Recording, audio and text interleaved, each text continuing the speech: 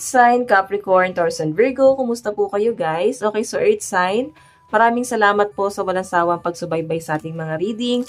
And sa mga nagtatanong pala guys, kung paano po magpa-Friday reading, ay iiwan ko na lang po yung link sa ating pong description box below. So ayan, tignan natin, Earth sign, ano bang inyong gabay kapalaran ngayon? Ayan, napakalamig ng panahon, umuulan pa, no? Okay, so tignan natin, Earth sign. Earth sign. Kukunin muna natin guys ang inyong overall energy or ang inyong mga cards. So, meron tayong the 3. Oops. Meron tayong bouquet. Meron tayong the cross. So, iba sa inyo guys, maaaring meron kayong lakad. Earth sign, may nakikita akong parang blind date. Pwede iba sa inyo, meron kang bibisitahin sa ospital. Or pwedeng,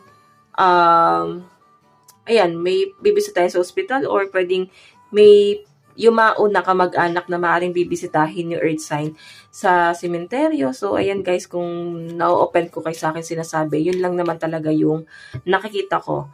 Okay? May nakikita rin ako dito guys, maaaring may pa 40 days. Ayan, or pwedeng may na-hospital. Ayan, mag-ingat ka kasi ito guys, patungkol to sa health eh. So, ingatan mo, Earth sign yung health mo. Pwedeng meron ka nang nararamdaman, pero yung iba sa inyo guys, hindi nyo yan guys pinapansin. Pwedeng hindi mo iniinda. Garden. So, may nakikita ko dito na maaaring meron din pinupuntahan na lugar ang mga Earth sign na para ka nagliliwaliw or nagmumuni-muni, no? Para bang feeling mo nanunumbalik ka sa past life mo. Pwedeng iniisip mo na parang siguro ito ako sa past life. Siguro ito ako sa ganito ganyan. Kasi guys, parang meron kang isang lugar na pinupuntahan or pupuntahan na para bang nagpa-flashback sa inyo. Parang ramdam na ramdam mo yung presensya ng lugar na yon. Parang na-absorb mo yung lugar na yun, guys. Parang nakakahinga ka ng maayos. Parang feeling mo nagkakaroon ka ng maayos na pamumuhay. Para bang nare-release mo lahat ng mga negative. At ngayon, guys, marami kang nare-realize. Okay? Yun yung pinapakita sa akin, Earth sign. Ayan. May nakikita ko dito, guys. Maring yung mga nare-realize mo is patungkol din sa love life mo, na para bang ito pala yung dapat mong pinipili, ito pala yung gusto mo talaga sa isang tao, ito talaga yung ideal man or ideal woman mo. So, nakikita ko na maaaring nararamdaman nyo guys na parang, pwede kasi nung na mga nakaraan guys, feeling mo, ito na yung ano mo, endgame mo na to. Parang, itong taong nakasama mo sa past, siya na yung endgame mo. Okay, pero parang bigla kang nabuhayan na sinabi sa akin na hindi pa pala humihinto ang buhay ng mga Earth sign. Parang tuloy-tuloy pa pala ang paghakbang nyo. Kung ano talaga yung goal mo, ano talaga yung gusto mo. Dati kasi case barado eh. Parang sarado yung isip mo. Barado tuloy. Sarado yung isip mo sa mga gantong bagay guys. Or nagkaroon na ng boundary. Okay? Yung pananaw mo parang hanggang dito lang. Pero ngayon guys nakita ko lumalawak ka. Okay? So guys, ang laki number mo is 5, 9, and 36. Tignan pa natin overall energy ni Earth sign.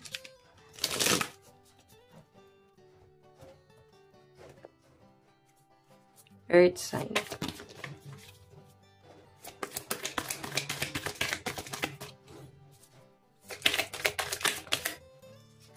So guys, meron tayong sweet dreams. Meron tayong commitment. And gain. So, guys, pinapakita sa akin dito, ngayon nakakatulog ka ng mahimbing, no? Napakaganda ng energy mo kasi talagang nagkakaroon ka talaga ng peace of mind, no? Ngayon, natatakot kang mag-commit sa isang tao. Na-realize mo na, ay, bakit pala ako magsisettle sa taong yon? Bakit kailangan kong mag-commit? Pwede guys, ito ay sa relasyon mo sa romantic partner, sa kaibigan, sa pamilya, sa katrabaho, kahit na kanino guys. Na maaaring ayaw mong mag-commit, no? Yung feeling na pinipilit mo yung sarili mo dati doon sa bagay na yon, na pinipilit mo na para bang gustuhin ka nila, na parang i-value ka nila. Sa ngayon guys, nakita ko hindi mo na ipipilit yung sarili mo. Gusto mo na lang matulog ng mahinahon, no? Gusto mo na lang matulog ng maayos tuwing gabi na walang iniisip na negative. Okay, napakaganda nito guys kasi nababago talaga ang pananaw ng mga earth sign and gain. Nakikita ko rito guys na maaaring kontento ka na sa kung anong meron ka. Okay, kontento ka na sa mga nakukuha mo, sa mga na-achieve mo. Nare-realize mo rin earth sign na parang sa past, kontento ka naman eh. Yung mga bagay na hindi ka naging trying hard. Okay, kontento ka naman sa ganito, naging masaya ka naman, walang problema. Parang nakalimutan mo kasi to guys eh, naging trying hard ka nung mga nakaraan and ngayon guys nanunumbalik ka na naman doon sa dati mong pananaw na masaya naman pala talaga ako, bakit kailangan kong ipilit yung sarili ko sa mga bagay-bagay. So tignan natin pagdating sa inyong career and finances.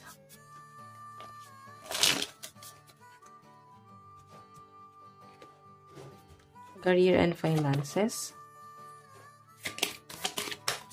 So guys, meron tayong twin flame. So, maaring ka-vibes mo yung taong to. Yun nga lang guys, kasi twin flame mo siya eh. Madalas hindi kasi guys nagkakatuluyan ng mga twin flame. Okay pa ang soulmate.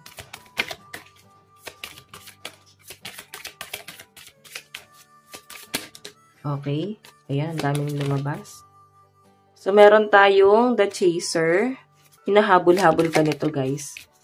Hinahabol-habol ka ng taong to. Mahal na mahal ka nitong taong to, earth sign.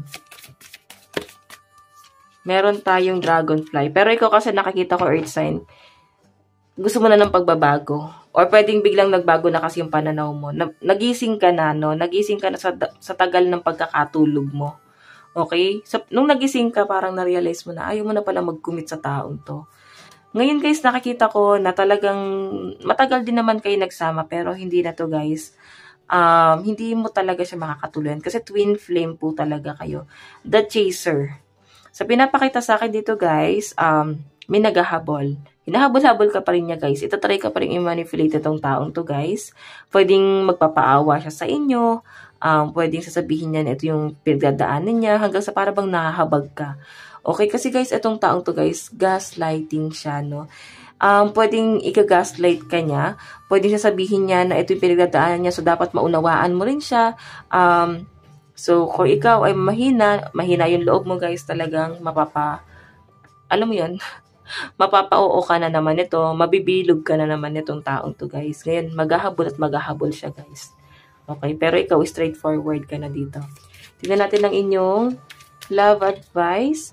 Meron po tayong unrequited love. So, earth signs, nakikita ko napipilitan ka na lang talaga sa taong to. Tinry mo naman pero hindi na talaga guys nag-work. Ayan, pasensya na guys sa ingay. No? Malapit kasi kami sa daan. So, tignan pa natin.